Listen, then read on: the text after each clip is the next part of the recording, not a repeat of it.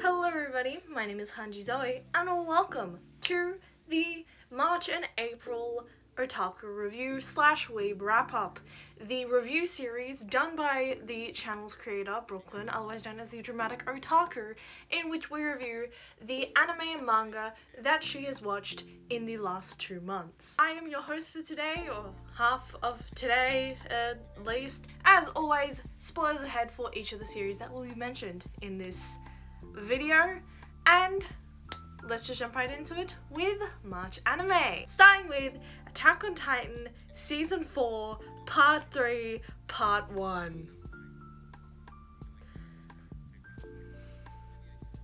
Hanji's death actually had me fucking in tears. So, I knew Hanji died in the manga. Did not mean I did not bawl my fucking eyes out when they actually fucking died. It hurt so much to see Hanji die on screen, and like it hurt to see Sasha die, but to see Hanji fucking die the way that they did, I felt like I saw part of myself die with that character. In a previous video, I mentioned that Hanji is one of my high kins in like a throwaway kin tier list video type thing a couple of years ago. I absolutely love Hanji. Hanji is my favorite character, and they are the character that I've had the deepest connection with.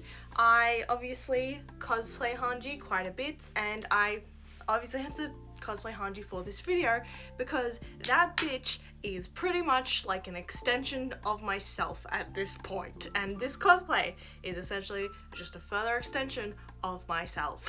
So seeing Hanji die, the character that I had the strongest connection to, and for the longest time I adored, when they died, all I could think of is this is my favorite fucking character. And this is the main person who brought me the most joy in this goddamn anime.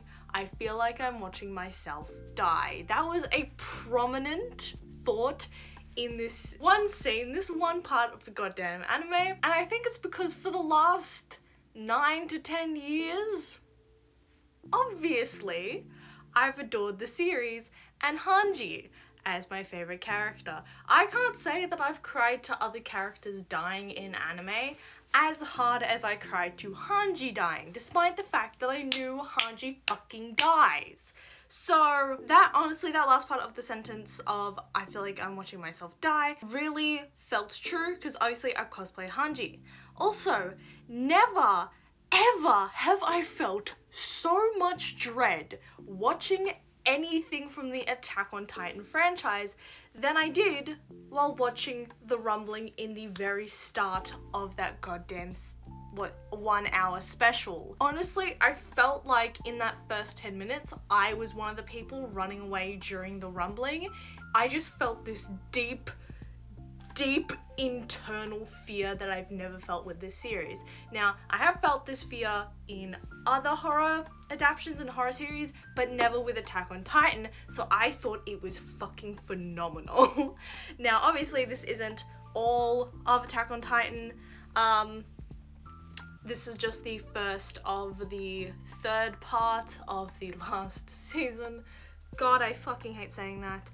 But honestly, as a start, I think it's fucking fantastic, and I cannot wait to see the end of the series, because I am so fucking excited to see the Paradise guys fight Eren, because I think that would be really, really fucking cool. So yeah, that's pretty much all of my thoughts for Attack on Titan. I didn't take that many notes. The Hanji stuff was mainly my takeaway, and the whole reason I'm cosplaying Hanji right now. I thought it was really cool, and I couldn't wait till the next part. I didn't realize the next part wouldn't be coming until way later in the year, so I'm really frustrated about that. But yeah, what do you guys think with Attack on Titan, the first of the 3rd part? Are you guys excited for the true ending of the series? I want to know your thoughts in the comments down below. But other anime that I watched in March, I actually watch a lot of anime in March. Main reason being, if you have seen some of the other videos on my channel, I was really caught up for about 26 days of the goddamn month watching the Tubathon. If you do not know what the Tubathon is, it is the subathon by streamer Tubbo, and I got caught up watching that every day for 26 fucking days, and don't ask me why.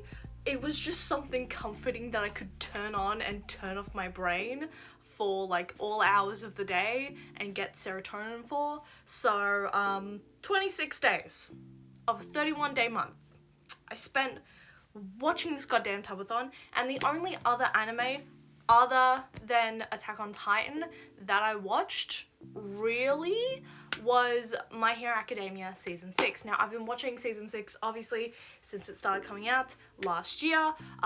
Since this season has had 25 episodes, I have been watching it with my partner, and I don't normally talk about My Hero on this channel all that much, but that is because I watch it with my partner, because it is her favourite anime.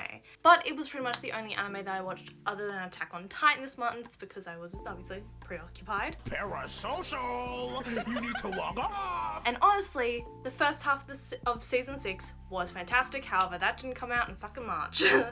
It was really suspenseful and high energy, but completely fizzled out in the end. And with me being so invested in the Tubathon, I knew pretty much out of the two which one I wanted to watch more, and ended up watching the Tubathon while my partner would be watching My Hero, or I would be like in and out of sleep as my partner was watching My Hero. I really just was not invested in the last 4 to 5 episodes, which again was all of March. Personally, I'm not really enjoying the start of this final arc. I felt as if the fight with Lady Nagant felt way too short as compared to other villains, and I say this especially as I was really excited for the fight with Lady Nagant, because I had actually like spoiled myself for that part of the manga, and so when figuring out that that fight was going to be in Season 6, was really disappointed when it was like 1 episode long-ish, and during that episode I was half awake, so I didn't even get to actually see the full fight. There is a reason why I do not talk about My Hero, and it's mainly because I'm not watching it to enjoy it. I'm watching it because I am this far in to the goddamn series. I am 6 seasons in to this fucking series, over 100 episodes in. I am in this for the goddamn long haul. Now, you may be wondering, well, why would you do that? Why would you put yourself through this? Because I have put myself through so many anime with 100 plus episodes, and I've never finished them. This is one of the rare instances where I'm like, I am 100 plus episodes in this bitch, I am fucking finishing this bitch. So I'm not watching it to enjoy it anymore, I'm watching it to finish this goddamn series or until it is cancelled. That is my 2 options. My only other series that I've watched that's like 100 plus episodes is Attack on Titan. Like, I'm sure there's plenty of anime that I have watched that has had multiple seasons, and I've not like registered that it's been over 100 episodes, but the most notable have been My Hero and Attack on Titan. So I'm sticking with this goddamn series because I really liked it when it first started. I'm not happy with it now, but I'm fucking being stubborn and sticking with this bitch. With my comments on the series as a whole, personally, I'm gonna be honest, I feel like if Deku was leaving UA, which was a plot point in Season 6, it should have gone on for way longer than it did, or he never returned to UA.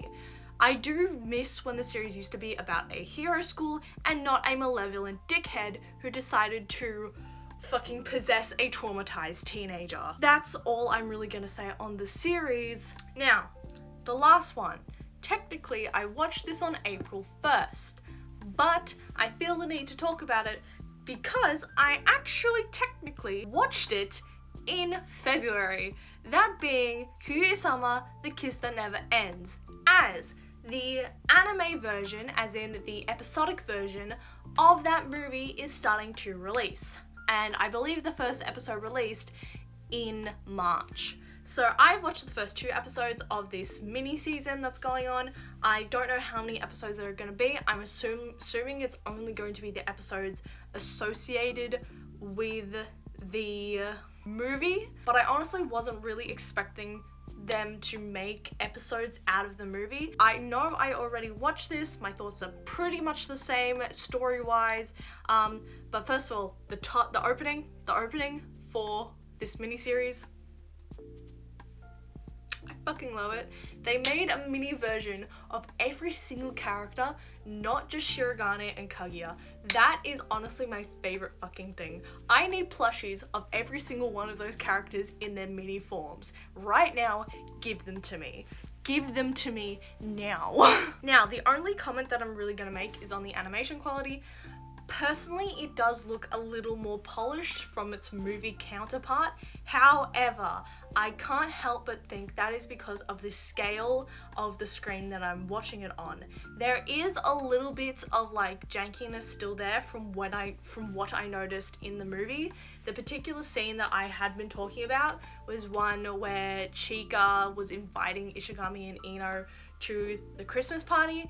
In the movie, from memory, when the scene zoomed out, Chika looked like really, really rough.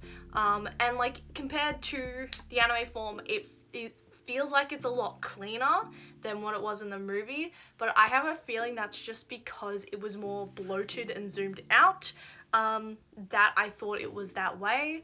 On my like laptop screen, it still had that effect, but that was like clearly intentional for Chika to look like that, but it just felt worse on the big screen than it did on the little screen. So I'm pretty much gonna chalk it up to the cleanness being the difference in screen size.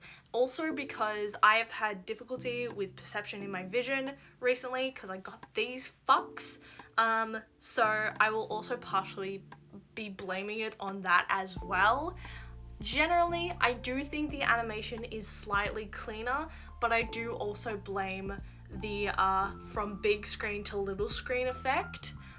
Though I do know between those two like releases, some animation studios do tend to polish animation between.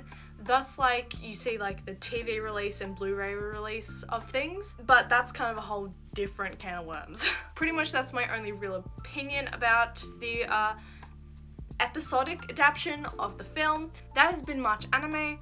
So now we're going to move on to April anime with your favorite Ai Hoshino, or at least I accidentally made myself Ai Hoshino with this hair. And during April, the wonderful anime Oshinoko came out, in which Ai Hoshino has hair like this, and it just happened to be a very fun coincidence. But anyway, moving into April anime, we will be talking about a lot of different anime because I surprisingly watched a lot this month. But as nice as my makeup and hair is for today, I need to put my glasses back on. Now all of this is just a lot of anime that's happening. Main reason being, one, I stopped my Crunchyroll subscription this month, so I wanted to watch as much anime as possible to get full worth out of the subscription, because if you have seen my TikTok, they took $30 without me realizing about 3 months ago for a 3-month subscription. When I had intended to cancel the subscription, I was watching as much anime as I possibly could within this particular month. That and the spring anime season started, as well as anime film Suzume came out. If you want to know my thoughts and opinions on Suzume, then I would suggest watching my Suzume review. I gave it roughly a 9.5 or an 8.5 out of 10. Some of it's good, some of it I really could live without some moments in it, but overall, I loved it. Genuinely loved it. I don't give out 9s all that often. I really liked it. Briskly moving forward would be what I actually watched in anime-wise-ness during April, starting off with the very start of April, being very consumed with horror, as I read a lot of horror manga, but also consumed some horror anime, starting with The Tales of Darkness YAMISHIBAI. Now, this has roughly 10 seasons, But there is also a live action season during the middle of all of these seasons that came out. I did not watch the live action season, mainly because YAMISHIBAI is a short horror series, as in they're shorts like, say, Hitalia. The live action version is full length episodes, about 25 minutes per episode, and there's 12 episodes. I did not want to sit through that, especially since the live action version is just retelling a lot of the YAMISHIBAI tales. So I would not like to watch that. I wasn't gonna watch that, seeing as I'd pretty much watched all the stories in short form. So we're just gonna avoid that, but I just wanted to note that because it's there. That being said, I did watch all 10 seasons of this goddamn anime, because as I said, they're in 3-minute segments. And because it's 10 seasons, I did a small review of them separately, but I'm also going to be condensing them together in an overall thought process at the end. Bear with me. So Tales of Darkness YAMISHIBAI Part 1, this being Season 1. YAMISHIBAI is a horror shorts series similar to the likes of Grizzly Tales for Gruesome Kids for those in the UK and Australia, and or Figaro Faux for those in Australia and I think in France, because I think it's French. Only this one is honestly probably creepier than both of those combined. I actually really enjoyed the series, and it is definitely something that you can blast through within a few hours with only 10 seasons, and each episode of said season being 3 to 4 minutes each, with 12 episodes per season. It's very easy to get through. Granted, it took me about 4 days to get through all of them because I just needed a break after a while, but it was still really fun to watch and listen to in the background sometimes, though I watched the sub. I do not know if there is a dub for this series. With the time also being less if you remove the opening and ending theme for all the seasons, so it's roughly like 3 minutes per episode. The art style is wonderfully creepy with a watercolor papercraft animation style, particularly heavily in the first season.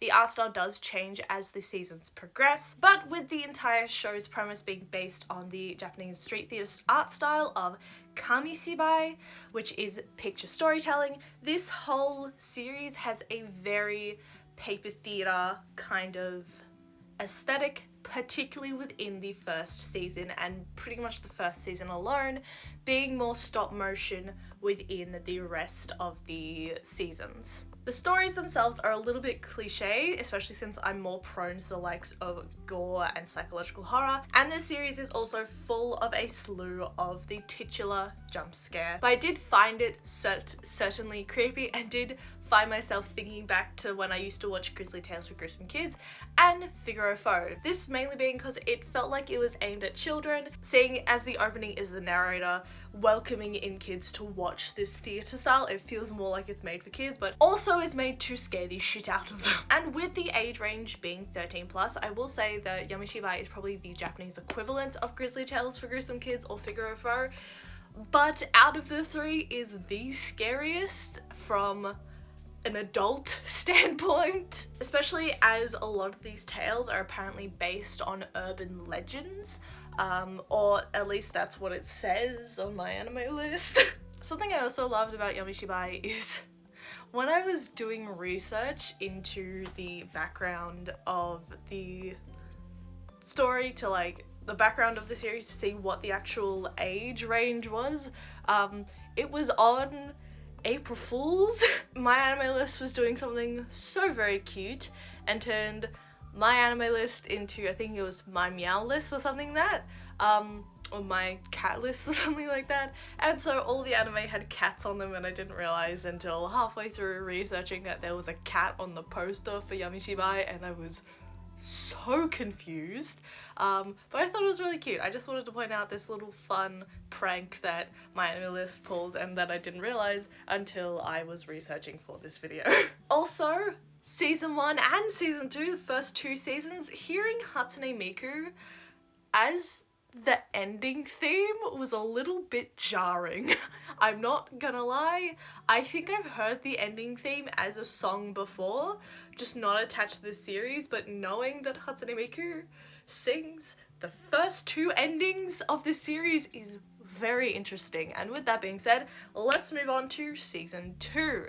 So this is more of a bulleted note list with a slight animation change given season 2. As I said, the watercolor papercraft type aesthetic is mainly present and essentially only present within the first season.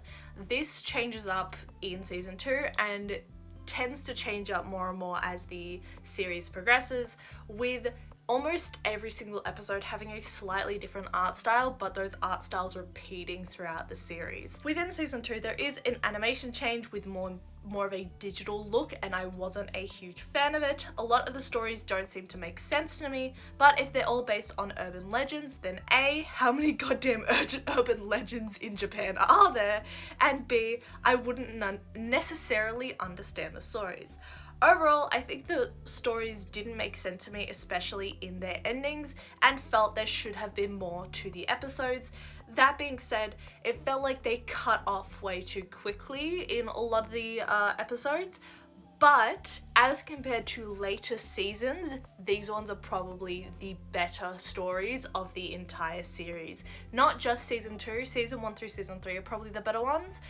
Season 2 definitely feels like the stories cut off before they're really meant to, and with a 3-minute runtime, it kind of makes sense why they cut off, but I feel like some of the stories could just be put into other episodes and made into like different parts. Then moving on to season 3, the ending is an interesting change, but is also probably the best ending theme to this series, point blank.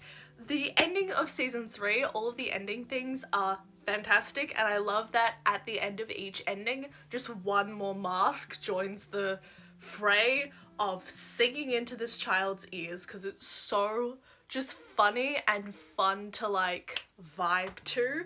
That might just be me, but it's honestly the best one. And that's saying a lot because the first 2 seasons had Hatsune Miku singing. There is another slight animation change with all the animation being closer to the likes of season 1, but still not having the same vibe, with the first season really feeling like it's paper on a paper background, but this one feels more like it's a animated render of what paper on paper would look like. The issue of the prior season still remains, where some stories really should be longer.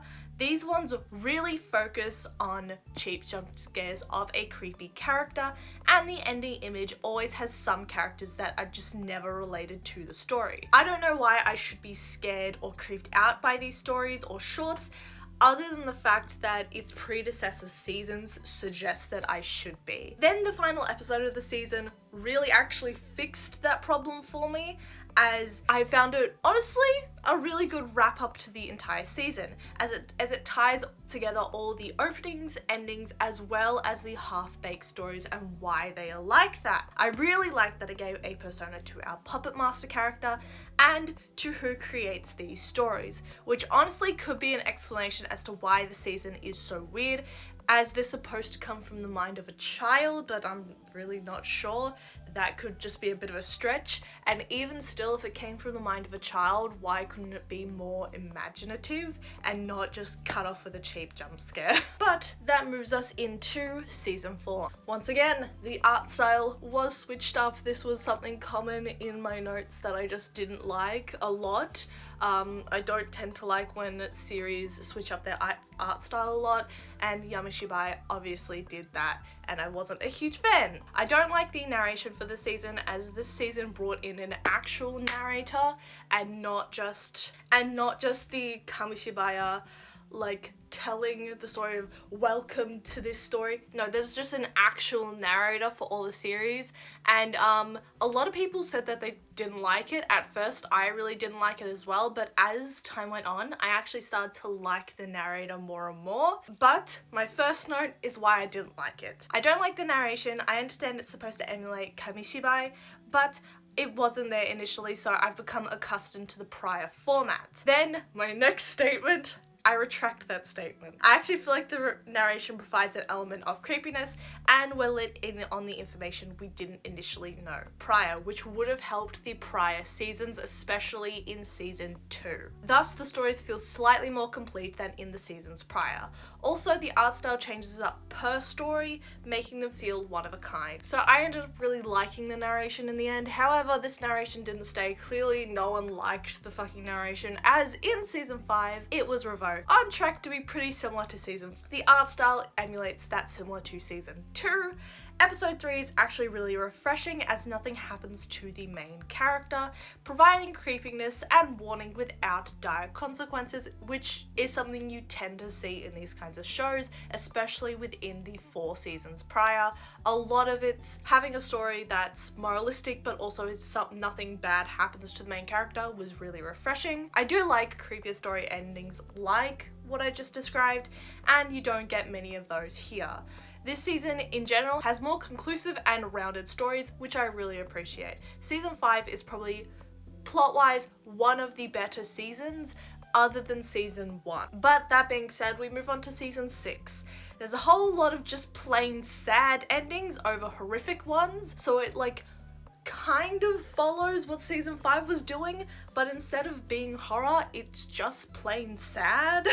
And I do kind of appreciate that, as horror can be sad without being convoluted.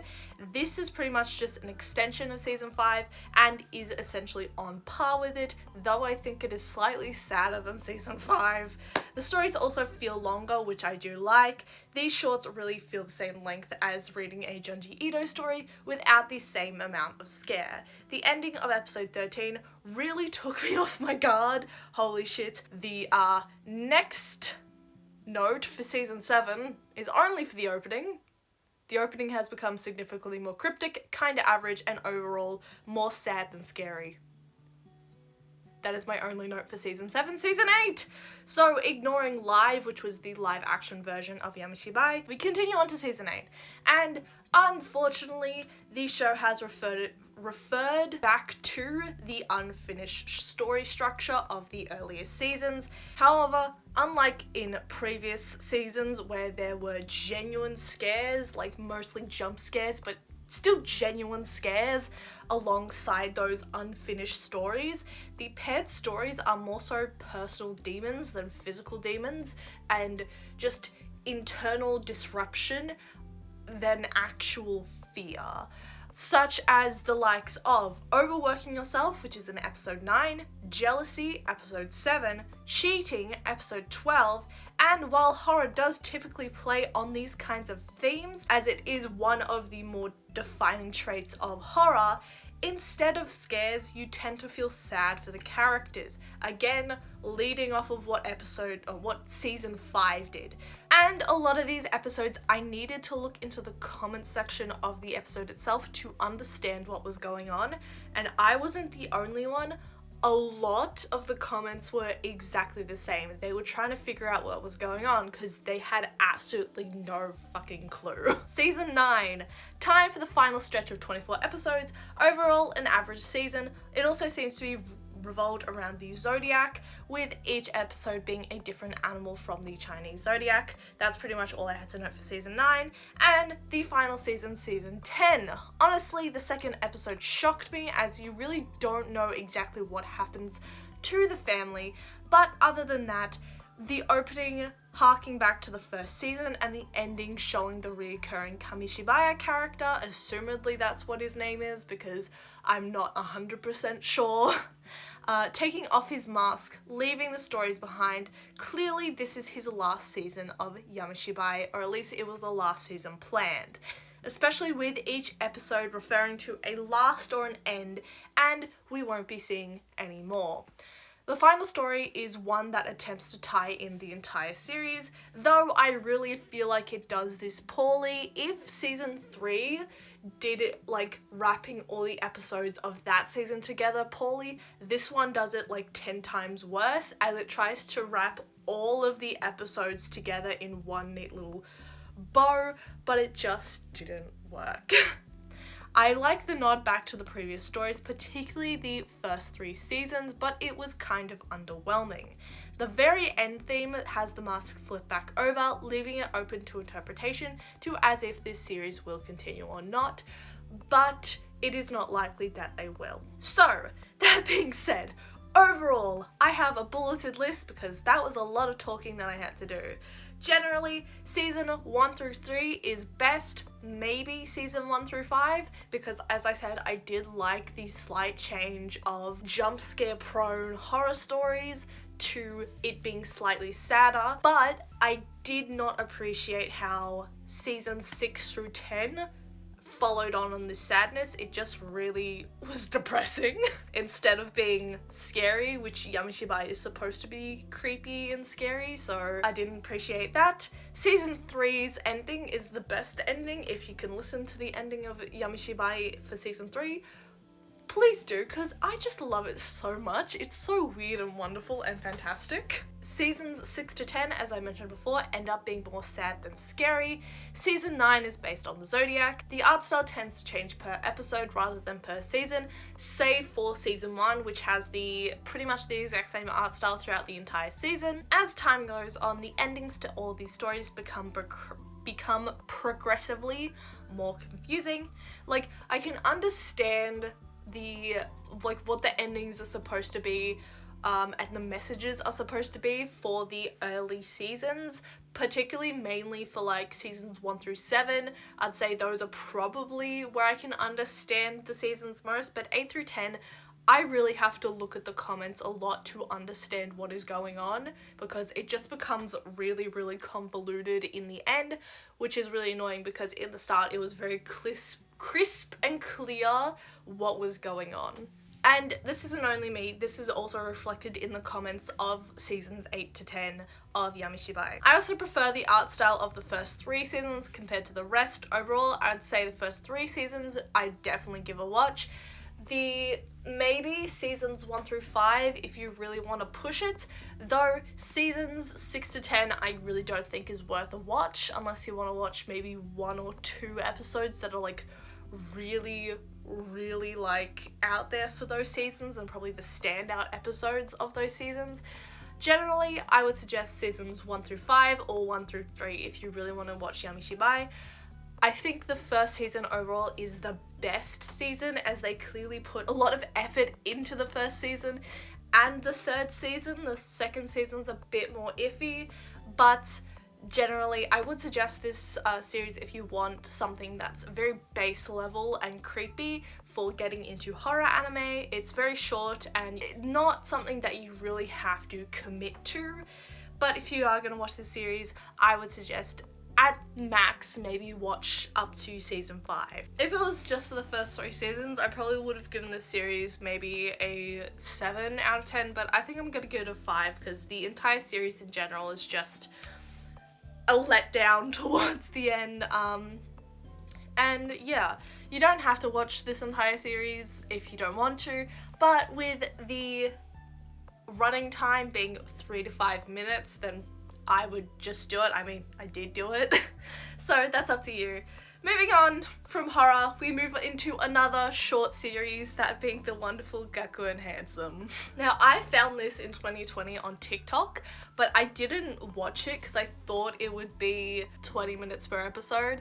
And like, as much as I like silly, goofy anime, I didn't know if I could commit myself to 20-minute episodes, but I was pleasantly surprised, as this was not 20-minute episodes, this is 12 episodes at a running time of actually 3 minutes each, with an opening and ending, so the actual like plot of the episode is roughly 2 minutes, which is a shorter running time than YAMISHIBAI. Now, personally, out of the 2 short series that I watched between YAMISHIBAI and Gaku and Handsome, which one should you watch? Personally, I think Gaku and Handsome, because it is such a funny comedy satire series, and it takes the piss out of so many different genres, mainly out of the likes of like BL and romance. Mainly takes the piss out of BL, and I find it really funny that way. It's also drawn awfully, but that is the point of Gakkou and Handsome. It's not supposed to be a series you take seriously. Gakkou and Handsome is a satire of the boys love genre with the art stylings a la Neko Sugar Girls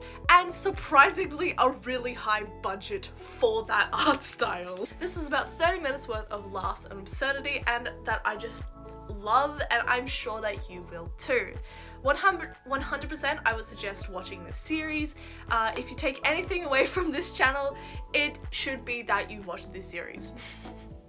30 minutes. You can take 30 minutes out of your day to watch an entire series. I mean, it takes 25 minutes to watch an episode of anime. It will take you less to watch Gakkou and Handsome. I give this series a solid 8 out of 10.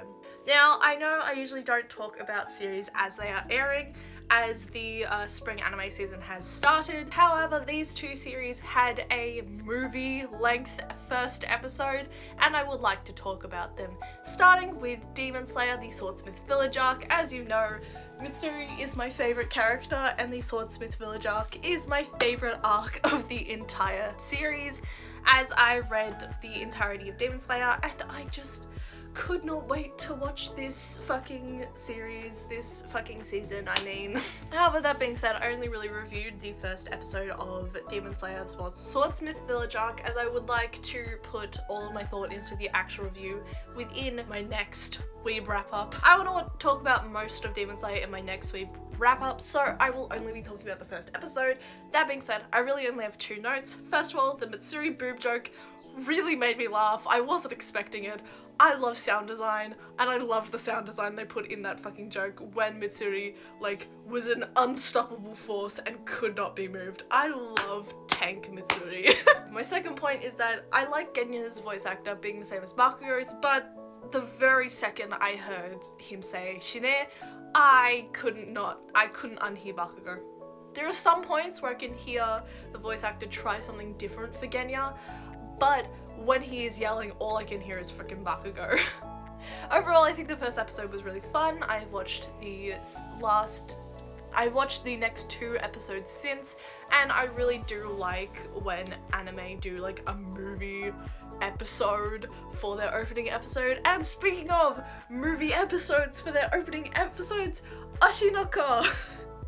Otherwise known as My Star in English. Now, the whole reason why I'm talking about the first episode of Oshinoko as well as Demon Slayer mainly is because of Oshinoko, as the first episode fucking obliterated me emotionally, as it will have most of you if you have watched the first episode of this series. So unlike most of my reviews, unless it's Demon Slayer because I've already reviewed Demon Slayer mostly, but unlike most of my other reviews, I'm not going to be giving a summary of this one, as I feel you should go into this blind and experience it without any spoilers. This is honestly a series where I would want to go back and watch it for the first time, because I fucking love it. But for those who can't go into a series without a synopsis, the most basic synopsis is that a teenage idol has become pregnant with twins, and on her due date, her gynecologist/doctor dies, being reincarnated as her son,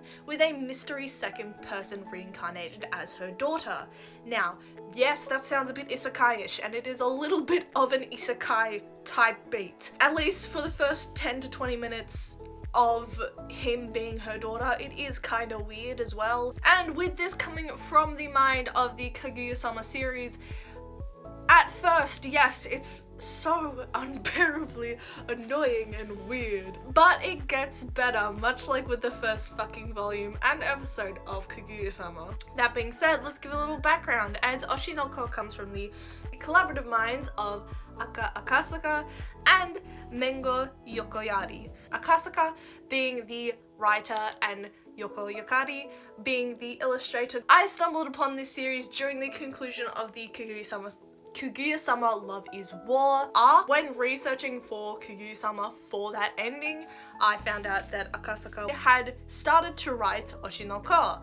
And upon reading the synopsis, I was interested in the series, but I put it onto my to-read list of manga, and then also later noted that a manga store, a comic book store that I follow on Instagram, also had recently gotten stock of Oshinoko, so I was more persuaded to buy it, but I didn't, just because I was coming off of Kaguya-sama and I'm still collecting the freaking books for Kaguya-sama, so I wanted to have one Akasaka series at a time that I am fucking collecting. But I did notice that Oshinoko was getting an anime adaptation, and I noticed some of the comic book stores that I frequent or follow on Instagram showing off the manga and ordering it into store, similarly to when Urusei Yatsura's reboot occurred, and again, it was on my radar, but not on the forefront of my mind. That was until A, I saw people on Instagram absolutely losing their shits over this series, and B,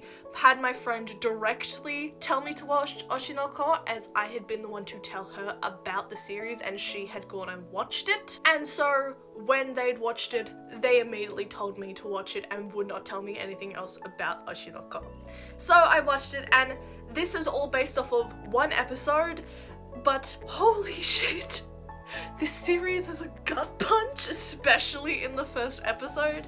Now, with the first episode being a prologue to the series itself, holy shit, the last 30 minutes of that episode did just fucking kill me inside. Again, I won't spoil what happens for once, because this is genuinely something that I feel like you should experience completely blind. Looking at both mangaka's separate works, this series is a perfect blend of their styles, with the distinct humour of Akasaka shining but certainly toned down compared to his most well-known series.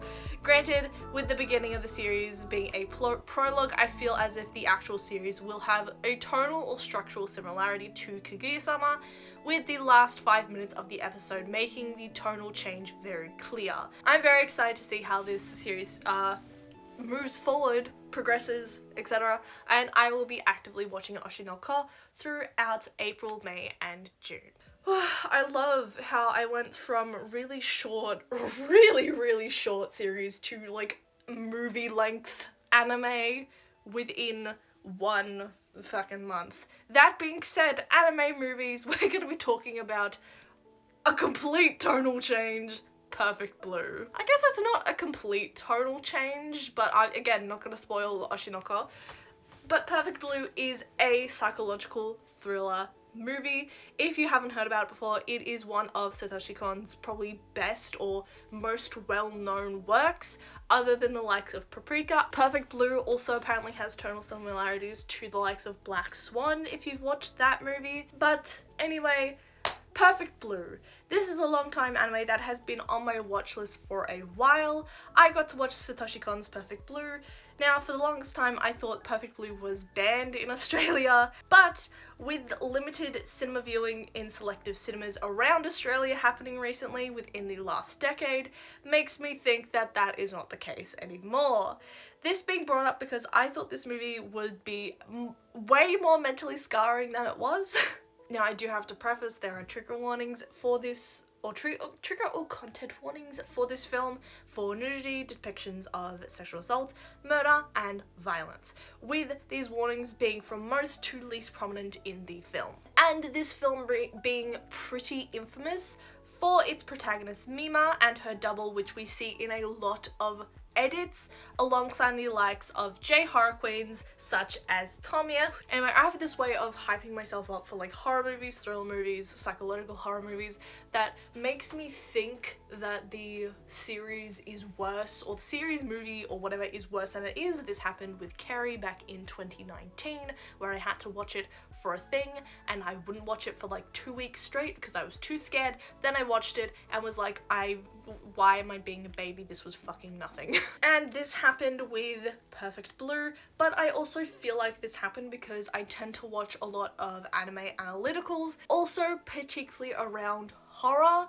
and Perfect Blue, I feel like there was something taken away from me since I watched so many Satoshi Kon analyticals for not only this movie but most of his movies, but particularly with Perfect Blue, I really feel like something was taken from me because I've watched so many reviews of Perfect Blue that it didn't scare me whatsoever. In fact, I was a little bit bored when watching this film. Not only did Perfect Blue not meet my expectations, but I felt like I'd watched the entire film prior, save for the end scene, which I had somehow missed in a lot of these analytical videos, and thus I was really gripped in by the end of this movie, just not for about 75% of the film. This is because of how much I knew of it based on analytical videos and how much of the film is often actually shown in said video essays and analytical videos. While it may not seem like a lot, the film itself repeats scenes and settings quite often. So once you have seen one of those scenes shown on YouTube, you have seen about 7 other scenes. But along with these scenes, one character keeps showing up in these analytical videos that is often talked about, that personally I used to not be able to look at because of how much they scared me. This being the stalker character of Me-Mania. However, I've seen them so much outside of the context of the film that that initial fear that I would get when watching analytical videos is completely gone, which took out a key part to this film, as if I hadn't watched those videos and watched the film separately, I don't think I would have been able to watch the film because of how scared I would have been of this character. Which takes me to my thoughts on this film itself. Generally, the story is about Mima, a pop idol who takes a career change to being an actress, taking on some more jobs and doing some work that she doesn't necessarily want to do. Her view of her image coming to life and haunting her, leading her to psychosis.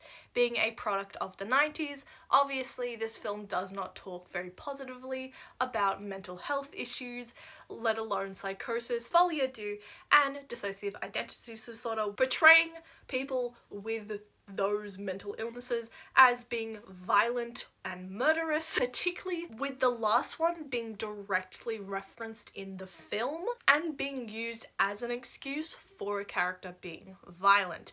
Granted, all media, even since the 90s, has not portrayed mental illness in a positive light, but I'm just saying that in this film it is most prominently not portrayed in a very positive light. On a lighter note, it was a little bit funny seeing Mima not know how to use a computer, and it is truly a time capsule of the past. From an enjoyment standpoint of this film, I found it funny that the final boss of the film I had in my notes that I made during the film called the good guy at the start and the sane one, when I couldn't have been more wrong in the film. And I genuinely, as I mentioned earlier, was not expecting the ending of the film and was really glad I had somehow missed any spoilers for the ending. And the midpoint of the film being the car park scene was genuinely a turning point for my enjoyment of the film, from being bored having seen most of the footage of the film prior to being really intrigued based on how the car park scene was done. I think the latter portion, being Mima's sharp mental decline, really was very intriguing and awesome and made it more like artistic and more interesting to watch as a viewer. Particularly because as an audience we were constantly left guessing, much like Mima herself. I also absolutely did not see that voice coming out of Me-Mania. Like, for a person who stays silent for most of the film, that voice coming out of that man was such a blindside. And as an editor, I did also enjoy the seamless transitions of the film between scenes. It was definitely a highlight and I thought it was genuinely really fucking cool. Overall, I thought the movie was really good and relatively tame.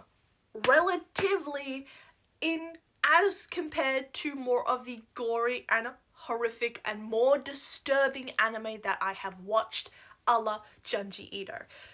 Is it still pretty bad? Yes, but relatively, as compared to all the other horror and thrillers that I have watched, it is relatively tame. Also, probably because I have been spoiled for a majority of this film. Would I recommend watching this film? If you've got it on your list already, sure, but if you're sensitive to the themes of SA and death, please give this one a skip, because there is multiple references to SA in this film. In terms of the overall plot and context, I did not anticipate the end, but after the reveal, a lot of context clues really made themselves apparent within earlier of the film, and I probably would give this a watch again just to see those context clues in the beginning. So I give Perfect Blue a 7 out of 10. If I hadn't have been spoiled for this film, I probably would have rated this one higher and had much better of an experience. But moving forward, outside of anime, we are going to be moving into March manga. Now, this one technically has a lot from late February into it. I kind of burnt myself out having read so much manga in January and February. I didn't really have time to read, though I did purchase for myself 2 manga that you'll be seeing in April. So, March. So the first 3 recommendations from, first 3 manga, that I read March were TikTok or otherwise social media recommendations, starting with Pink to Habanero, in which I read 28 chapters of, as I believe there was only 28 chapters released in English. I first thought this was a completely wrong manga than what I'd found, but I guess it's not, because this is the only manga that appeared by that name. First impressions is that it's like a reverse kind of maid-sama, with our main character, Kurosake, being the maid and the female MC, Meow Mugi, finding him. But this instantly changed into a tsundere male love interest story in a high school setting, with the job plot kind of taking a back burner and being more of a setting for convenience to the actual story itself. Kurose very quickly veers from a great tsundere character to a hot and cold asshole. This does fizzle slightly, and only slightly, throughout the duration of the chapters, but Kurose can be super perturbing. Meow is very naive about the world, but explains her decisions very curtly to the characters of the story, which directly avoids the typical misunderstanding tropes of shoujo, which I honestly really appreciate. I fucking hate when there's like 80 misunderstandings that could be changed just by the character like explaining something a little more thoroughly to the other characters around them. And though some of those misunderstandings that are very typical for shoujo are still there, they're usually concluded within a chapter, which is really refreshing, because in the likes of like Love Me Not, that shit stays for ages and I fucking hate it. However, this refreshing feeling is then very quickly dashed in the date scene, in which Kurose's asshole-ish attitude comes back in full fucking force. Are you fucking kidding me? They then introduce a new character for Mugi, Masa, who is quite blunt and honest. I personally find her a cool character who doesn't come off like a rival, which again is a really refreshing feeling in a shoujo manga. A lot of people disagreed with me about Masa in the comments of the scans site that I read this manga on, and that is my own personal opinion. However, I fully agree with them on the point that Kurose being a fucking dick and way too flippy floppy for the story is fucking frustrating. And it's made even more frustrating when in chapters 26 to 28, a new love rival, assumedly, appears. And he's a very typical love rival kind of character. Honestly, the romantic cute element of the story went downhill pretty fast after the confession of Mugi, as Kurose becomes incredibly more irritable and irritating. Each conflict becomes progressively more aggressive, as if the mangaka is trying to constantly create contrived moments for them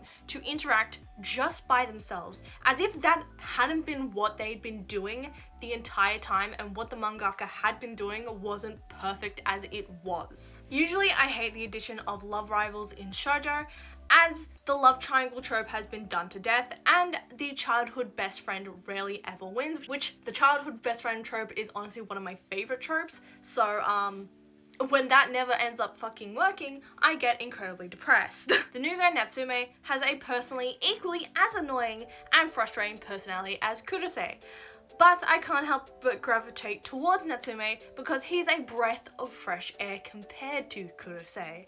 especially after Kurosei's complete fucking downgrade. The misunderstandings that are typical for shoujo are dropped for more contrived misunderstandings, and overall the way Mugi chases Kurosei is frustrating and completely unhealthy. I do not like this in my shoujo. Before the confession, I really could see potential for this series to be a really nice romantic story. It was pretty standard fluff shoujo with a cold male protagonist or a tsundere protagonist and a slightly naive protagonist, a dynamic I'm not all that opposed to.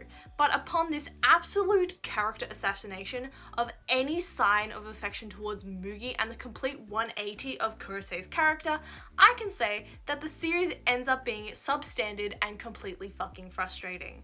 If you think you can put up with it, sure, go ahead. Overall, it's incredibly average with a few great moments. I would probably give this series overall a 5 out of 10, maybe a 4.5 out of 10, because I'm really unhappy with how they assassinated Kurosei's character. Read before like chapter 26 if you want to get into this series, and then stop at the confession. That is it. Pretend Kurosei said yes. That is the end of the series for you, because I don't like what they did to Kurosei's character, and it lost all its potential after that point. The next TikTok recommendation. This highly pulls into question why I should be taking recommendations from TikTok. However, the next TikTok recommendation I actually think is quite cute. This being, I'm gonna fuck this up, Kanojo ni naritai kimi to boku. I've probably fucking butchered that. This is a completed series with 4 volumes. While up and down, I do like this series as a whole, and it is one of the better TikTok recommendations that I have got. The way that they approach certain topics is very confusing, though that may just be a translation thing and not actually with the series itself. That might just be the scans that I read for it. And how some characters are introduced in the first 10 chapters is frustrating, but you do get to learn to love them. IMC Sakuragaiki, who I'm going to fuck up her name multiple times, can be super frustrating as she tries to support her friend Akira, who is trans, but Sakuragaiki ends up making a lot of mistakes.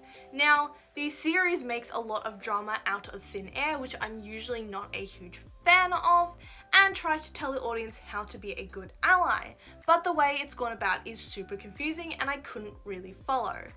Past chapter 10 is where the road from how to be a good ally turns into a normal teenage romance shoujo type beat, with Akira showing interest in a guy who dumped juice on her.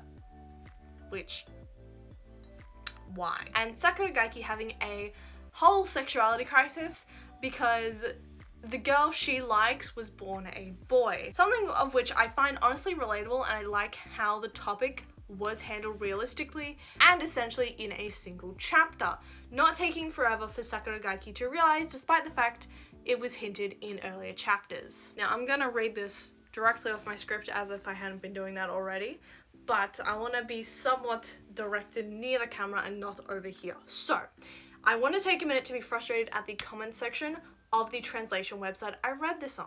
First of all, because this is a story about a transgender character, of course there is a lot of transphobia in the comment section. Something that made me frustrated aside from that blatant factor was people saying that they were going to drop the series because of the comments. And I just want to say, if the comments are ruining your experience of a manga, do not fucking read them, okay? Turn them off. Go to the next goddamn chapter and don't swipe down to the comments. It is easy as that. Then is the fujoshis in the comments. Now, these bitches made me really fucking angry. Around chapter 12, Akira, our transgender girl, falls in love with a guy at first sight, a conflict of interest to Sakuragaiki, who is in love with Akira. This is romance drama, which I am here for, but people in the comments started to be like, ooh, a yaoi relationship. And when told otherwise, were first to state that because Akira's physically male, it's yaoi. And then when Sakura Gaiki in chapter 13 comes to the conclusion that she's in love with Akira, the person, and stops focusing on their gender, the comments then decide to switch it the fuck up and say, oh, this is a Yuri. And by definition, this being a Yuri is more correct, though it's not. I will get to that later. However, on that point, some Yuri fans were once again being transphobic and saying because Akira is physically a male, it is not Yuri. Now, I shouldn't have to say this, but Akira identifying as a woman makes her a woman. It has clearly been established her gender expression is a woman.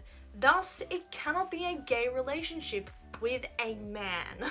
Thus, making the statement of Akira and Sakura Gaiki being in a relationship, a lesbian one, would be technically correct. However, that statement still rubs me the wrong fucking way, as the whole point of the 13th chapter and Sakura Gaiki coming to the conclusion that she did was that she loved Akira regardless of her gender. Gender didn't matter to the equation when she found herself attracted to Akira. How people couldn't understand that when it's literally drawn up for you and bluntly said by Yuka, I don't know. I don't know. And it just pissed me off significantly. So that's just my thought process on the comments itself. I didn't read them all that often, but when I did, I was just intaking all of this shit. I'm just like, I don't agree with literally any of that. You guys are being really fucking weird. This is a romance, this isn't yaoi, this isn't Yuri. Also, speaking on Yuka, Yuka is my best girl. I love her so fucking much. Yuka being a lesbian and the teacher being aromantic, asexual, should I say, maybe both, maybe aro-ace, is so welcoming and incredibly nice. Hamura is also an amazing character, of which I love. Now, that being said, I've become increasingly frustrated with every single chapter trying to teach you a new lesson or re-teach you lessons that it had already taught you. It ends up becoming incredibly preachy and muddled. Some of the messages conflict and some are rephrased so much that the initial clear message feels lost. It frustrates the fuck out of me, and I really wish there was representative media that wouldn't try to force this lesson structure and have it be the main plot. I think having these kinds of lessons in media is definitely beneficial as long as it's equally entertaining. And there are portions of this book that do achieve that incredibly well, where it teaches you a good lesson on how to be a good ally and is equally as entertaining, and doing that by creating drama and interesting plot lines, and it feels natural for this sort of conversation to happen. Whereas a lot of the time it feels incredibly convoluted and a forced lesson to express these teachings to the audience instead of the character, and that's what I don't like. You can have a perfect blend of characters trying to maneuver their own experience in identity while still being a good ally to their friend, and make it dramatic as fuck too. Sometimes this book just doesn't hit the mark, and it really frustrates me. So those are my points from during the middle of the series, but after the series, in complete hindsight, I like how the characters ended up, with the final characters being Yuka getting a lesbian wedding, which is something that I wanted for the characters in Blue Flag, and I love that Hime ended up with Hamura. Also, Hime is the name of Sakura Gaiki. I changed it up last second. Now, you may ask why, seeing as most of the story is about Hime being in love with Akira, then why is it good that she ended up with Hamura? Well, overall, I think the series is a story about two friends and their struggles in finding their own identities after having known each other and only each other for so long, with the overt queer characters of Akira, Sasaki-sensei, and Yuka giving it insight to their lives as queer people in some way, however dramatized to shit. Hime as a character who is both having an identity and sexuality based journey in this manga. Now, she isn't overtly queer, but her trying to figure out herself and her affections can lead itself to her being queer, if that makes sense. I think it's also a tale of figuring out how different types of love and finding one's place in themselves while maneuvering the world can be. I really like the ending because you can tell Hime has a romantic affection somewhat to Hamura from day one, but she doesn't know her proper affections for Akira. It's love for sure, but she's unsure why she feels the way that she does. She has emotions of guilt because she can't tell if she's discerning her affections based off attraction to sex or not. And when she passes these emotions, you can tell she has a platonic love for Akira. Such a strong love that no matter what, she must be a part of Akira's life and Akira must be a part of hers. So Hime ending up romantically with Akira would not have been a satisfying ending. My best comparison is this is how I wish that Blue Flag had ended, with the out queer person having a supportive friendship with the person who knows them best, their best friend. I think I also connected heavily to this because I have my own best friend who I absolutely love to death, and I think that everyone should have a person like that who they take the number one spot in love in your heart, but platonically, not romantically. That's why I liked this manga, even if it was incredibly frustrating with how they went by the fucking queer things. To summarize, I like this manga for its themes and the way they decided to make the story engaging. However, I hate the lecture type tone of the manga that it tries to take to convey the author's knowledge and her opinions of queer relationships and the identity to the audience. Again, this may be a case of translation error or something similar, but it feels way too preachy and really took me out of the story. When other stories have done this, it's been in one section and it's a section that I didn't particularly enjoy, or alternately was integrated well enough into the story that it made those moments make sense. And here, neither was the case. It was the whole manga. I did love the ending overall, and I would recommend this manga as good trans representation, as well as an okay story in exploring identity, even for someone who is cis, as I know these topics tend to come up few and far between. But overall, I would probably give the series roughly a 7 out of 10. It wasn't great, but it wasn't complete shit. I'm more angry at the comments than I was the story, though I really think that there should be more stories that try to integrate their message into the entertaining part of their stories and not try to give a lecture every single chapter like this story does. Do I think it is decent trans representation? Yes. Do I think that it is honestly refreshing to see a trans character that isn't the shit taken out of them in an anime or manga adaptation? This is honestly pretty refreshing. But again, either the translations did this dirty or my brain wasn't working, because some of the ways they went about stuff wasn't the best. So I give this series 7 out of 10. The TikTok recommendation was solid for trans representation, but not so much as a solidly engaging story. The last recommendation actually came out of a Sea Dog VA video or a Connor Dog video, depending on what channel you're looking at.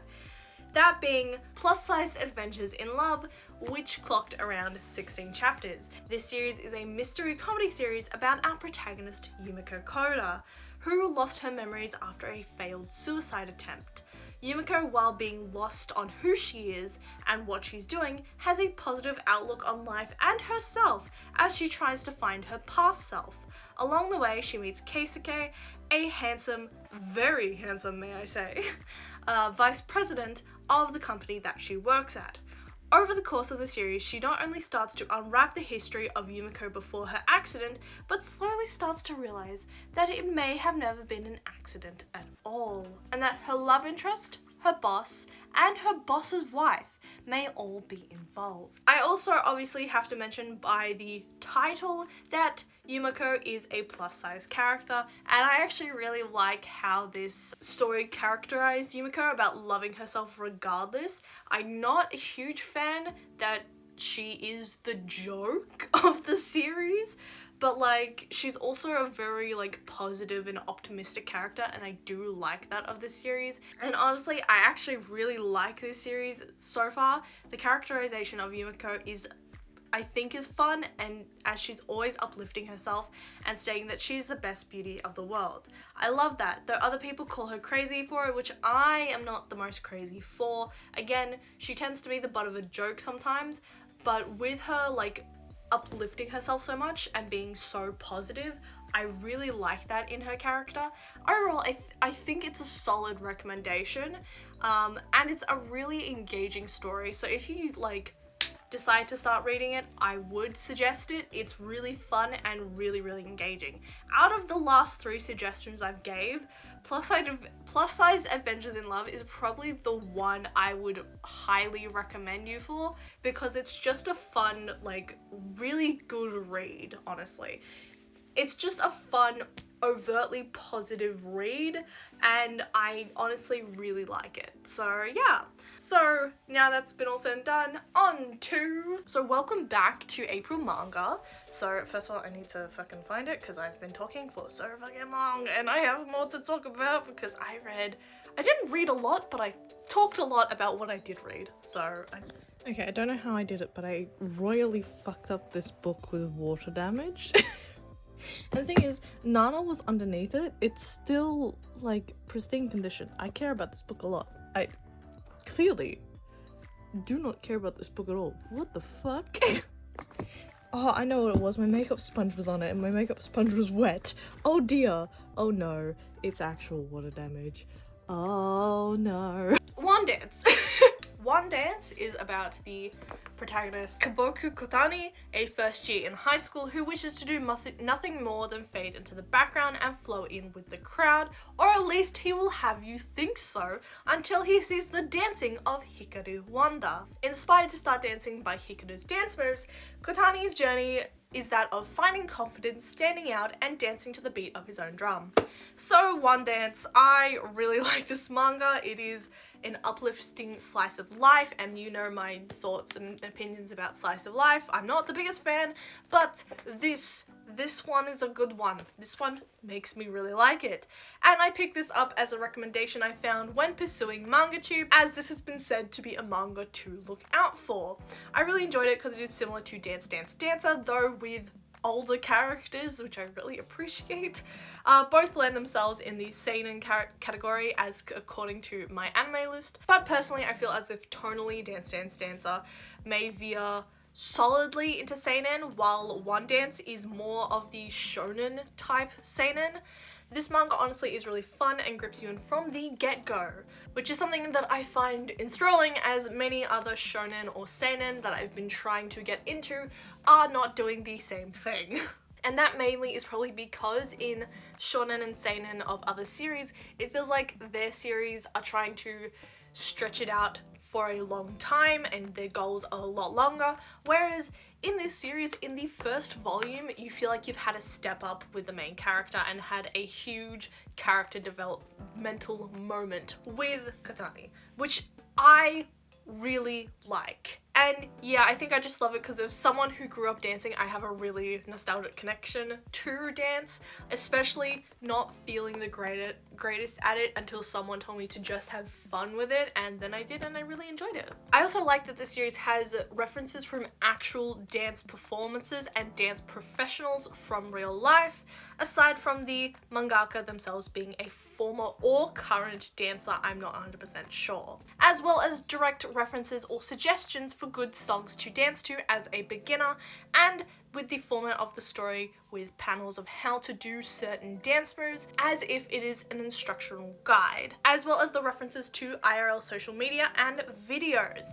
And of course, the 2-page spread of all of the characters in the dance club, which I just really appreciate because I can just go back, look at it and be like, okay, that's the name of that character, and I just really appreciate it. Don't ask what happened to the actual book itself.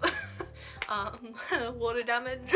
I do love the amount of detail that was put into this book, especially when on the double page spread, most of these characters are going to be either B-side characters or mobs for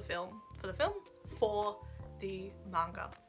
Now, something that I do think is a little bit of a critique of this manga series, it's more anticipatory, really, because while relationship drama won't necessarily make its way into this series, I can definitely see it happening, and I'm very on guard for that happening because that has happened in other slice of life series where I haven't wanted a relationship to happen, and it has happened.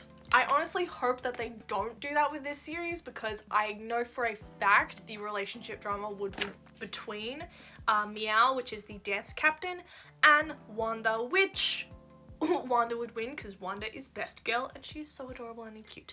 But One Dance overall is really fun and enjoyable, and from the get-go it is a very engaging manga with nice long chapters, as there's only 3 chapters in this manga, in this volume should I say.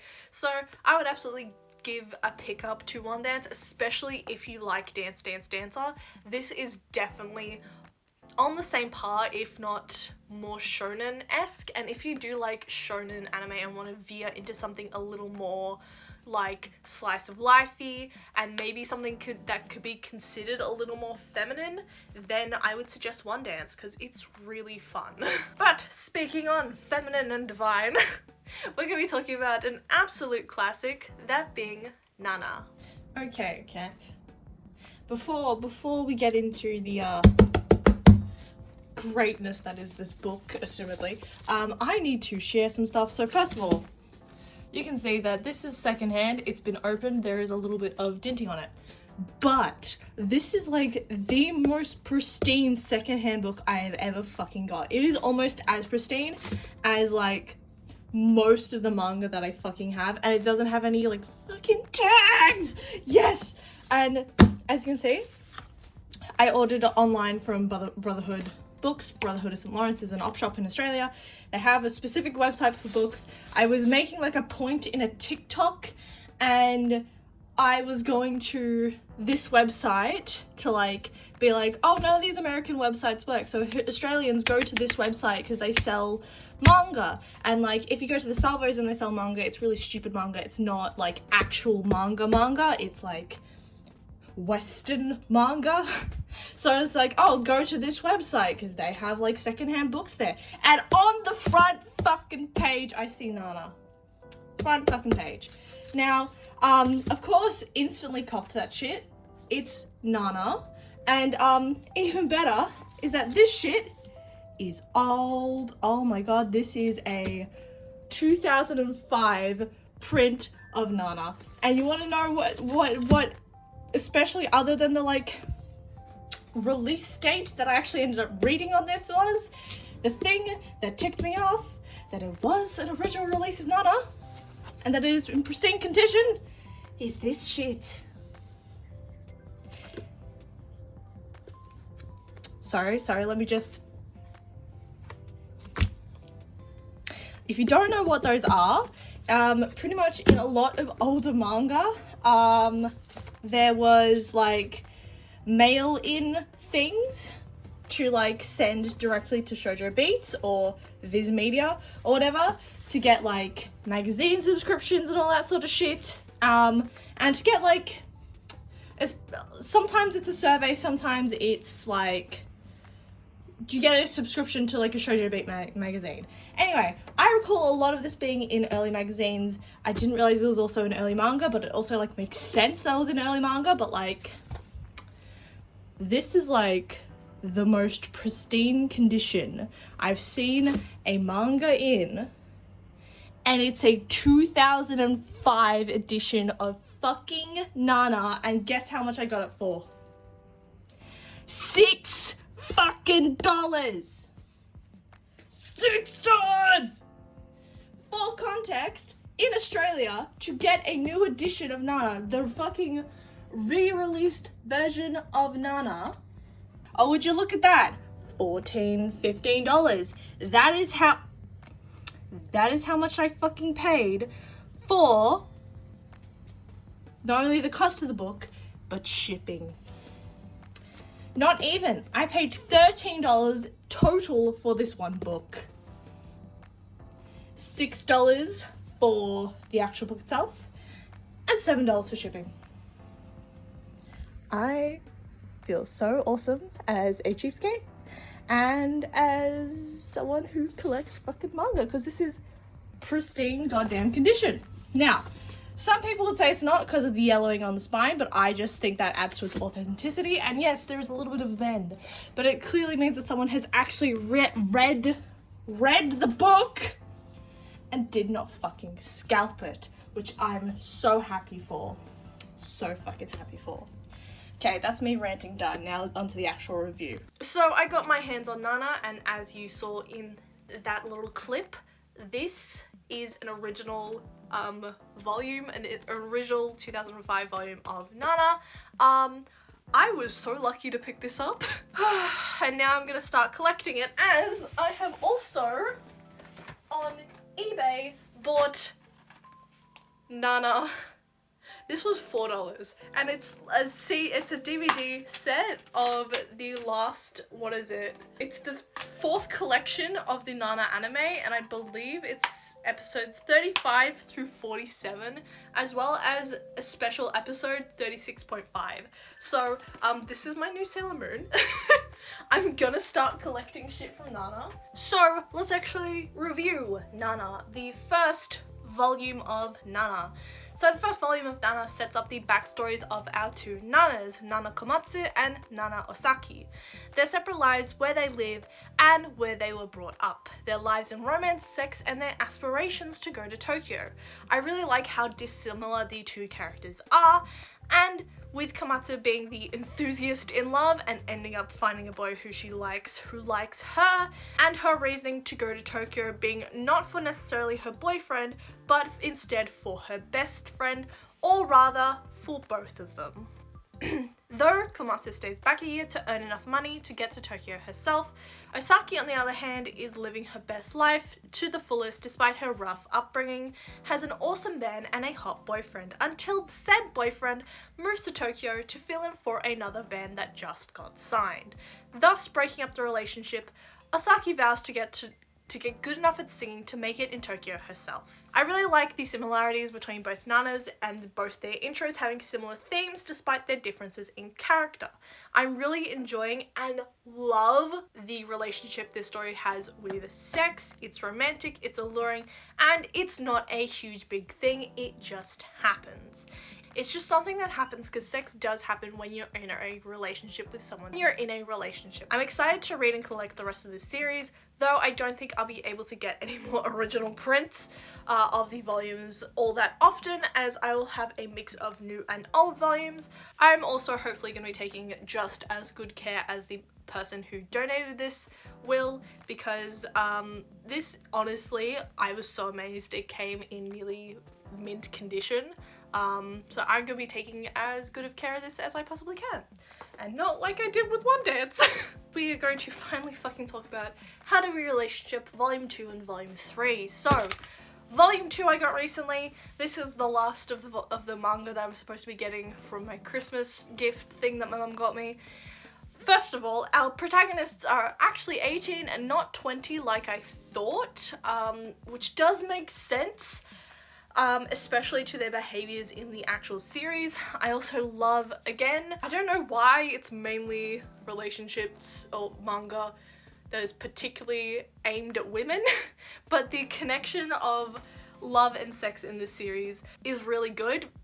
Also, just turning the page to see Seiko eating Miwa's pussy is certainly interesting and welcomed. Very pleasant surprise. This series does not shy away from sex, and I really like that. It fully embraces it, and I love that it fully embraces that this can happen in the start of a relationship as well. Also, I hate the character of Khan. He is just an unlikable character, but I do really want to know a lot about him really fucking badly. Methinks somehow he is probably queer based on the little like tidbit we were given about him, and I also think that Ushi might be ace.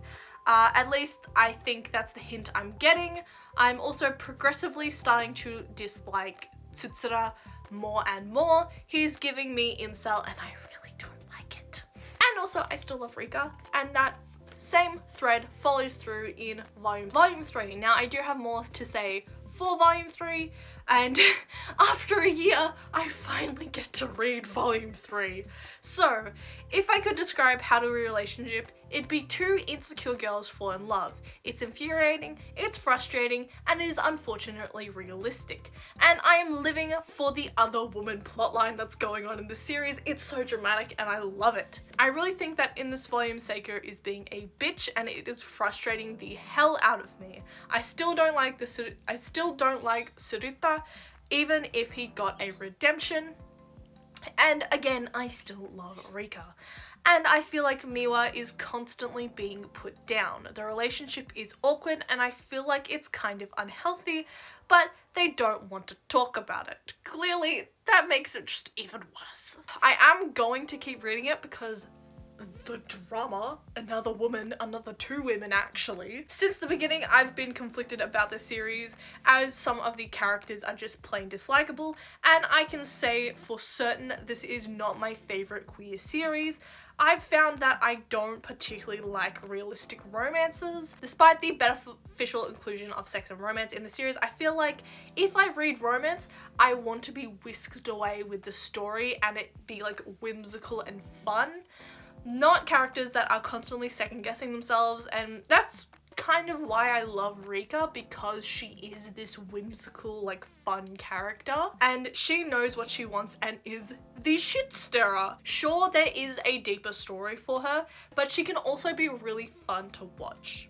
I do like this series and this story. As I said, the drama is top tier, but I'm really bloody conflicted with this series because I really love it and I hate it simultaneously. This is definitely a love-hate relationship with this series, and depending on where this series goes, this might be another series that I'll have to give away because I don't know.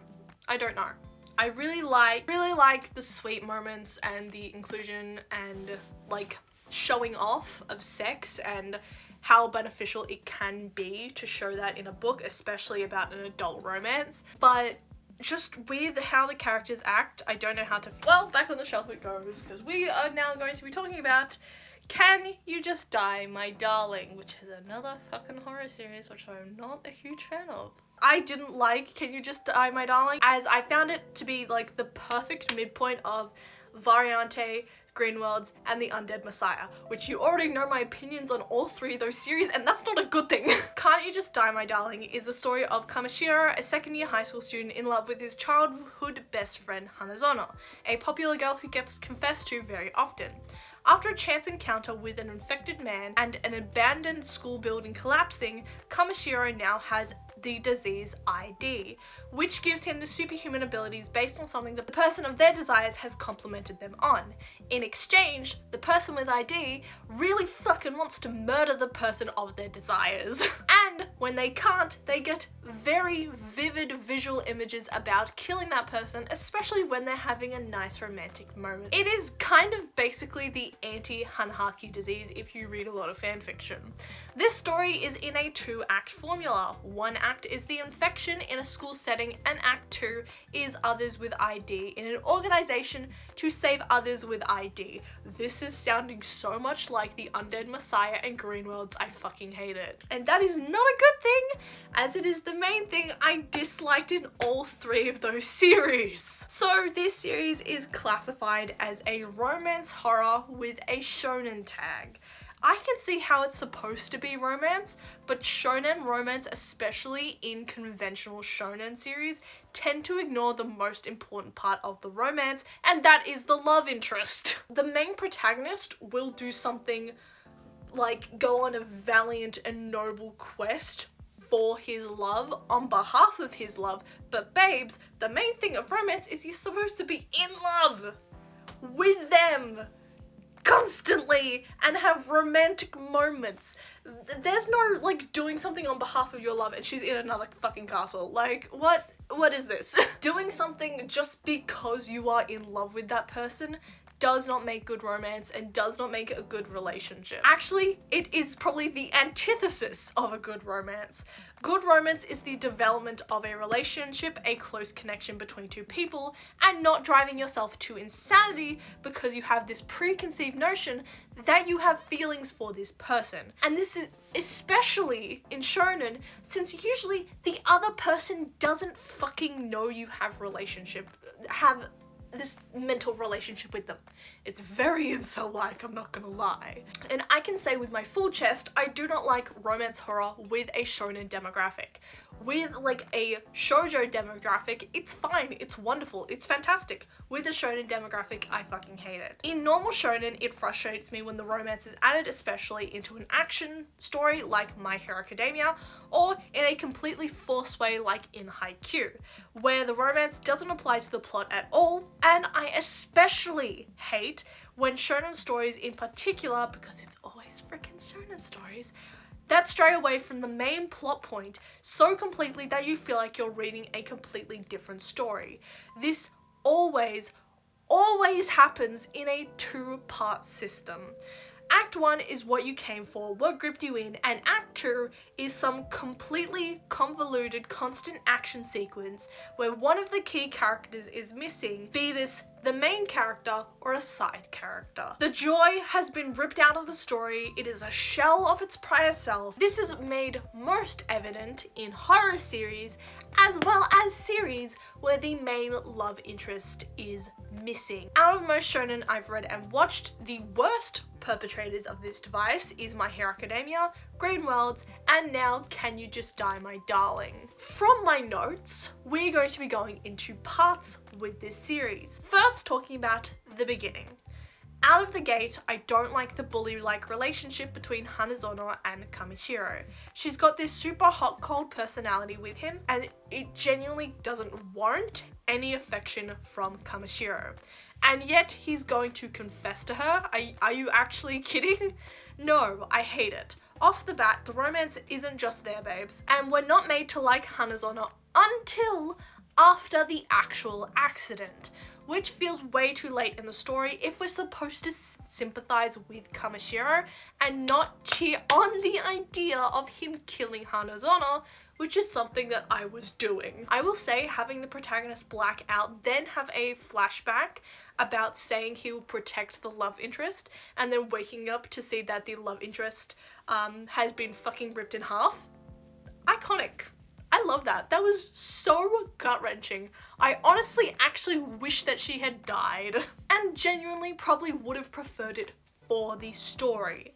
I know it's been set up that Hanazono is popular and all, but I think it's a bit ridiculous with the entire school being in love with her, getting ID and trying to murder her.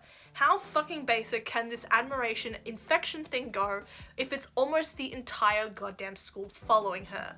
Look, I know it's fiction, but friends would easily start fucking murdering each other realistically if love was that goddamn flimsy. If that volume of people were actually in love with one person. You can only suspend your belief so much in this series. At the end of the beginning act, Hanazono tries to kill Kamishiro as the whole time she has actually had ID and had murderous rage against Kamishiro. They love each other. They found a safe zone. And in the end, Hanazono disappears, being too scared that she will actually kill him.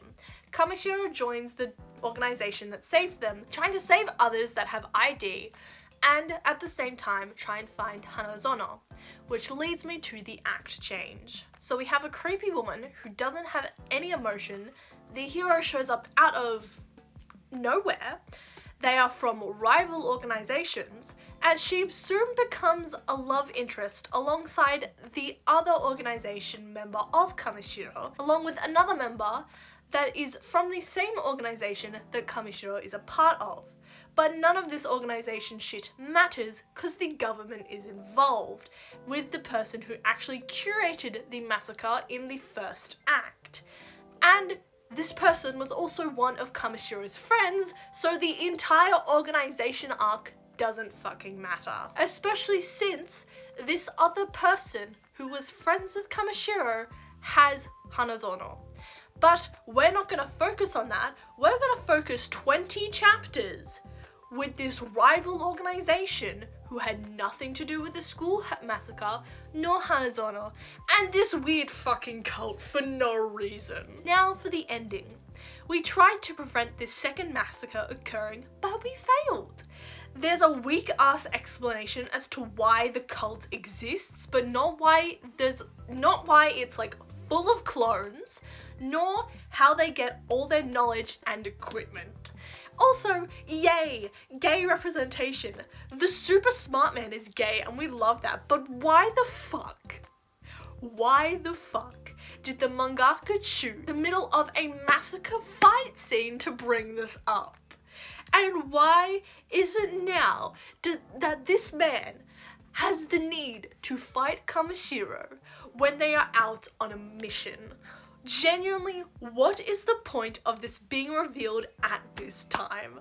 It would have made sense if it had just happened when Nave had his arm ripped off.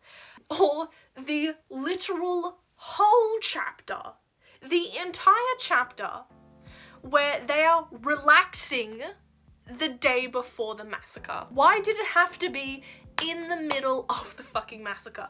Literally, when Nave gets injured, it is at the end of a fight scene. You could have lengthened that fight scene to include the other guy.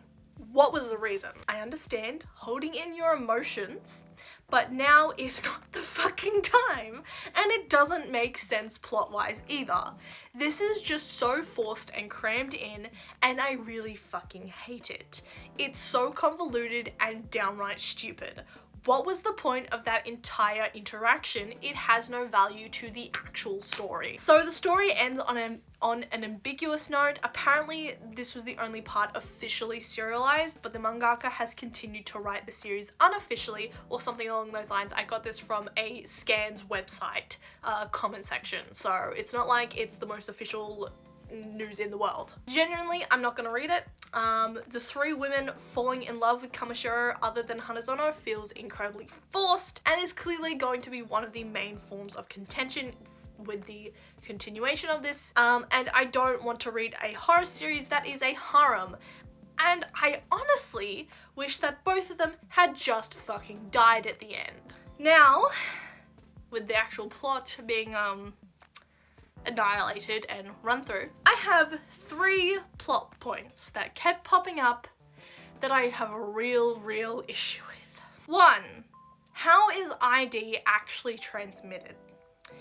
While it's referenced that a person with ID has to attack another person to transfer it, at least that is how it is inferred based on the fact that we don't actually see a transference from the infected guy to Kamishiro. The school massacre, on the other hand, suggests a rapid transformation unless all of these people, a mass amount of people, got attacked by a person with ID. But we have also seen that people who get attacked by those with ID get murdered. The only concrete form of transmission that we understand was the final act, where one man's power was to produce ID or mind control people. It is not clear on what this man's power is, nor how he uses it, nor how he got ID, if that is how he transmits ID. It is genuinely very confusing.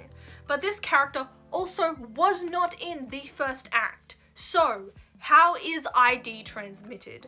The actual transmission of this infection is super convoluted, and I really know how it spreads so fucking quickly, because that is the one thing that needs to be explained when you are doing a series about a fucking infection. If you're doing it about zombies, it is easy. People know about frickin' zombies. But if you're doing just a magical infection, how is that transmitted? How does ID spread? We don't fucking know. You maybe get attacked, but if you get attacked, you usually die, but sometimes you don't die. Also, it can spread en masse. How? Do you just scratch someone? Oh, they've got ID now. How did that work? How does that work? Second plot point, or point of contention. Kamishiro's plot armor and super strength with ID. What constitutes a permanent death in this goddamn manga? Cause clearly only the protagonist has plot armor, because everyone else who has had ID has been killed off so fucking easily. And the protagonist has taken multiple killing blows and not fucking died. And when I say multiple killing blows, I mean blows he has taken has literally killed other characters. In the story, they explained it to him as being him being super strong. But why is it only him that is super strong and nobody else? By the logic of the actual plot of the manga, the only special thing about him should be his eyes, not his strength. So surely everyone else should be super soldiers as well. One of the characters with ID dies in the first act due to a human head falling squarely on top of his, followed by a building falling on top of him, but he mainly gets knocked out because of a human head falling on his head. 3 pages. Not even. Earlier. Kamishiro has a rock the size of a human head slammed into his head. All he gets is some slight bleeding along the foreline of the hairline of his forehead. The other character gets a human head, something that relatively is lighter than a rock, slams directly onto his head, and sure, the thing that kills him probably is the building collapsing on him. But why does he pass out and not Kamishiro, who had his head slammed in with a rock? What is this plot armor? It's fucking stupid. Again, you can only suspend your belief so much, but when you slam a rock into a character's head and then the other character fucking dies from a human head falling on them, I don't understand. Where's the equivalent exchange here? Then the final plotline that fucking frustrated me is people and plot devices not having any value to the story. The Aguma cult all killing themselves after announcing to the world what ID is. Are you fucking joking? What was the point of their group? Literally, what was the point of having a weird ass cult to reveal what ID was to the world? It could have been the dude from the school, it could have been the rival organization, it could have been the government. Why was a whole ass cult created to fucking reveal what this disease is? It is so unbelievably pointless for this group to exist. Then is Hanazono's power. Sure, to a wider series it would make sense, but just based on this story alone, there is no fucking point to have her power be what it is. And what about Hanazono validates her power? That she's popular. Is that it? All the other powers are based on physical attributes. Is it that she's attractive and that makes her power attraction by members of ID? What the fuck is her power?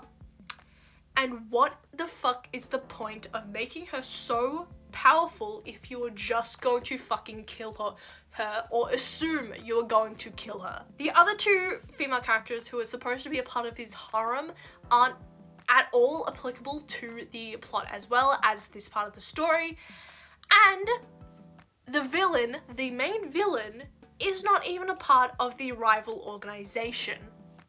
What is the point of the rival organization if the main villain is part of the fucking government? What is the point? The whole second act feels justifiably unneeded.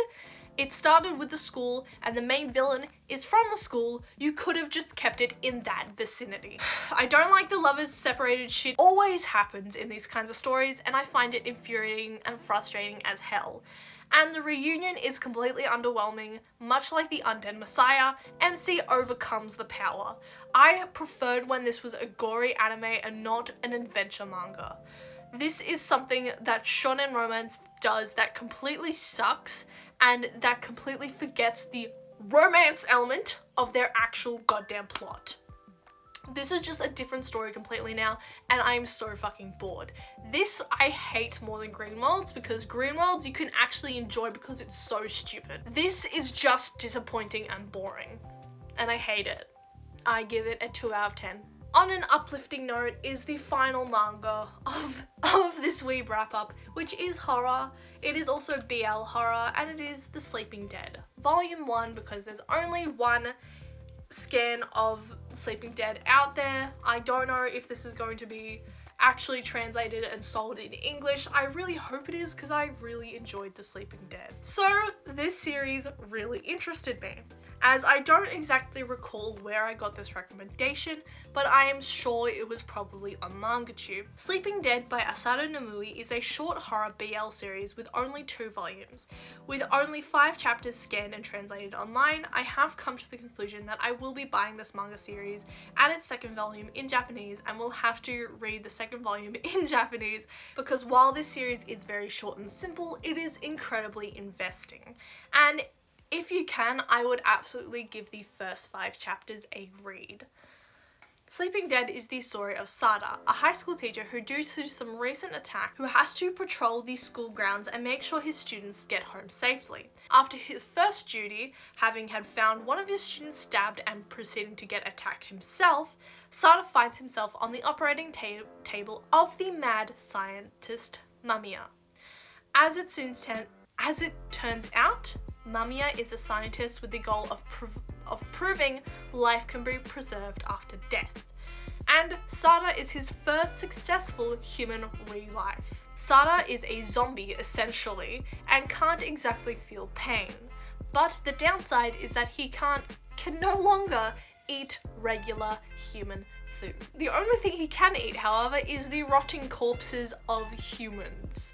And only humans. The story follows these two as they explore Sada's new life and try to get him a decent meal so he doesn't get stuck in limbo forever.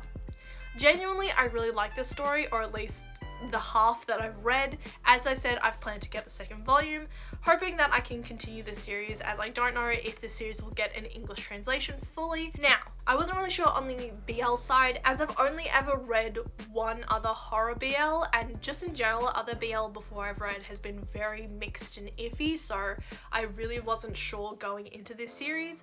But on the horror front, this story is absolutely fantastic. The first chapter really gives off a good scare when we see the attacked girl, and with one of the main themes of this manga being gore, the scenes that I had expected to go with this manga being, especially with the tag BL, didn't happen, and that makes me really happy. The romance boys love element is separated from the horror, or at least gore-wise it is, which makes me very appreciative, because I really didn't want to see any kind of war or any kind of that shit. But there is a little bit of psychological torment going on, as this is also a psychological horror. With Mamiya being a very sneaky person and being a lot of big talk and being quite apathetic to everything, but actions speak louder than words, and Sada realizing that Mamiya is full of shit, but not to what extent. I also in this manga there is a bit of mention of sexual assaults, and I really like that this manga actually had one of the characters address that what Mamiya was doing was blatant sexual assault, and not end up being really into it like what other BL does, which is really gross, and rightfully Sada being really pissed off at it. A lot of BL does the opposite, and even in general smut books, they lean into sexual assault being hot, which it isn't. But this one didn't, which is the bare minimum, but generally something that I appreciated, and it wasn't super played up for romance drama, which I again really fucking love. It wasn't justified by Sada being into it, it was called out and handled decently for a short series. Speaking of Mamiya, I also did like that we have an unconventional love interest, with Mamiya being a balding mad scientist character, when we usually get like 2 pretty boys. Having one of the characters be like an unconventional love interest and not being conventionally attractive is rather like nice for this series, I guess. I really liked it personally. I also like that his appearance does add to the crazy mad scientist aesthetic, so I really like that. And overall, I really do like this series more than I thought I would, so I probably would actually give this maybe an 8.5 or 9 out of 10 if I'm going to be super critical about this series. But generally, I really like it. If you get the chance to, please do read this. It is very, very interesting, and I really like it as a horror, not only as a horror fan, but also as a person who likes romance, while it doesn't feed into the romance element too much, I do like the horror element a lot. And that being said, that is all of the anime and manga that I read in April and May. Oh my god, there was so much. I really didn't expect there to be that much, and here I have been speaking for about 2 hours now. So, yeah, I hope you guys enjoyed this video. It's very, very long, I assume. And yeah, so thank you guys so much for watching. I hope you guys enjoyed this video. There will be another Weeb wrap-up in 2 months for the May and June Weeb wrap-up, so if you want to stay and watch that, then please like and subscribe, and that will be coming within like 2 months. So thank you guys so much for watching. I hope you enjoyed this video. I will see you guys next week with another anime themed video, hopefully, and I am going to be working on an actual Ai Hoshino cosplay, so if you want to see that, then please like and subscribe, and I will see you guys next week. Bye!